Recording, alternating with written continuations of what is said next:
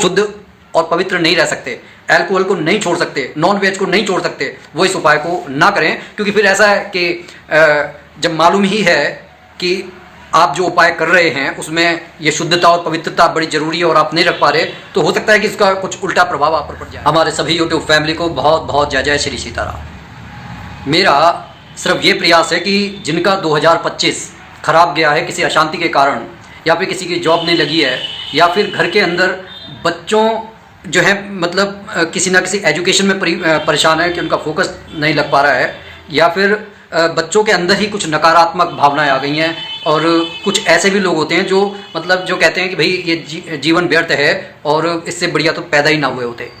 तो मेरा सिर्फ ये मानना है कि जो 2026 है वो सभी के लिए परम कल्याणकारी हो, सुख और समृद्धि सभी को मिले। तो एक छोटा सा उपाय, वीडियो को देखिए, ज़्यादा लंबा नहीं कर रहा, मैं सीधा सा एक छोटा सा उपाय आपके लिए लेकर आया हूँ जिसे आपको 6 शनिवार को करना है। तो जब आप करें तो करने के बाद में प्रयास ये कीजिए कि देखिए इस उपाय को फिर छोड़े ना। और सबसे ज़रूरी बात यह है कि शुद्ध रहें, पवित्र रहें। और जो लोग शुद्ध और पवित्र नहीं रह सकते, अल्कोहल को नहीं छोड़ सकते, नॉन वेज को नहीं छोड़ सकते, वो इस उपाय को ना करें। क्योंकि फिर ऐसा है कि जब मालूम ही है कि आप जो उपाय कर रहे हैं उसमें ये शुद्धता और पवित्रता बड़ी ज़रूरी है और आप नहीं रख पा रहे, तो हो सकता है कि इसका कुछ उल्टा प्रभाव आप पर पड़ जाए।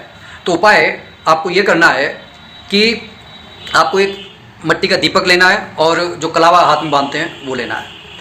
और ये उपाय आपको हर शनिवार को करना है। करना क्या है कि आपको अपने ये 3 उंगलियों के हिसाब से 3 बार वो लपेट लें कलावा, और उस कलावे को जो है अब हमें बत्ती के रूप में इस्तेमाल करना है अपने दीवले में। उसमें आप सरसों का तेल डालें।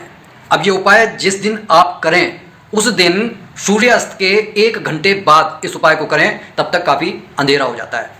अब इस उपाय में एक और ख़ास बात आपको ध्यान रखनी है। वो बात यह है कि जब आप इस उपाय को करेंगे तब आपको इस दीवले को प्रज्वलित करके हींग को इसके अंदर डालना है और पूरे घर की लाइट को बंद रखना है। और ये भी आप ध्यान रखिए कि देखिए बाहर से कई बार जो थोड़ी रोशनी आ रही होती है वो एनफ है। अगर नहीं एनफ है तो आप कोई 0 वाट का बल्ब इत्यादि जला लें, कहीं ऐसा ना हो कि उपाय करते हुए कोई नुकसान हो जाए।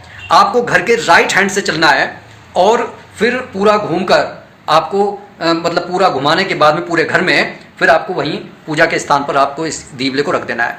अब इसके अंदर जो मेन चीज़ है हींग डालने की, हींग क्यों डाली जाती है? देखिए, नकारात्मक शक्तियों को खत्म करने के लिए, जो बुरी शक्तियां जो घर के अंदर प्रभाव डाल रही हैं, या मन अशांत है, मन कहीं पर फोकस नहीं हो रहा और ऐसा लगता है कि मतलब सब कुछ बेकार है। और कई बार ऐसा होता है कि जो जन्म कुंडली में कुछ ग्रह भी ऐसे होते हैं जो मतलब ठीक से वर्क नहीं कर रहे होते, और किसी का नज़र दोष है या फिर कुछ भी कारण ऐसा हो सकता है जिसकी वजह से घर के अंदर नेगेटिविटी बढ़ गई है, तो तंत्र विधान में हींग का जो है बहुत मान्यता है। तो आपको 1 चुटकी हींग उसके अंदर डालनी है। इस तरीके से आपको जब 6 शनिवार आप कर लें। अच्छा, एक बात का और खास ध्यान रखना है, ये जो दीवला है आपको इसको साफ नहीं करना जब तक इस उपाय को कर नहीं लेते हैं। और इसकी जो बत्ती जो थोड़ी सी बच जाएगी आपको वो भी इसी के अंदर रख के छोड़ देनी है। और जब 7वीं बार आप क्या करेंगे, 7वीं बार आपको ये घर के अंदर नहीं करना है उपाय आपको। अच्छा हाँ, जब आपने बत्तियां जो ऑफ करी हैं, थोड़ी देर में ही आपने सारा चक्कर काट लिया, दिए की ऊर्जा सारे में भर गई, नेगेटिव एनर्जी जो भी थी वो उसके अंदर आ गई, खत्म हो जाएगी। उसके 5 मिनट बाद आप मतलब जब ये काम कर लें उसके 5 मिनट बाद आप लाइटें ऑन कर लें।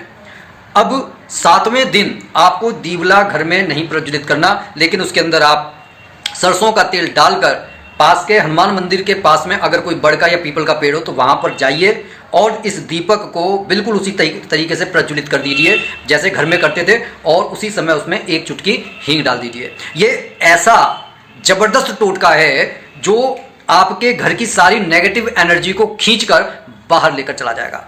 लेकिन ध्यान रखिए कि शुद्धता, पवित्रता मन से, वचन से और कर्म से रखनी होगी। तो ये इतना कारगर नुस्खा है, जब आप पहली बार में करने लगेंगे तो आप पाएंगे कि मतलब घर की कलेश ही नहीं खत्म हो रही, घर के अंदर एक बड़ा एनर्जेटिक वातावरण, एक सकारात्मक ऊर्जा, लोगों के बीच का भेदभाव खत्म होने लगेगा। जैसे कि आपने देखा होगा कि कुछ घरों में जहाँ पर 4 लोग बैठे नहीं वहाँ पर झगड़ा शुरू हो जाता है, ऐसा होना बंद हो जाएगा। उसी से आपको पता चल जाएगा कि हाँ अब ये उपाय असर कर रहा है।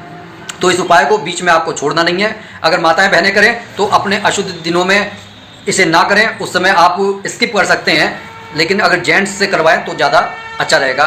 तो इसी के साथ मैं अपनी वाणी को विराम दे रहा हूँ और मेरी ये शुभकामनाएं हैं कि आप इस उपाय को कीजिए और अपने 2026 को सुधार लीजिए। बोलिए जय जय श्री सीताराम।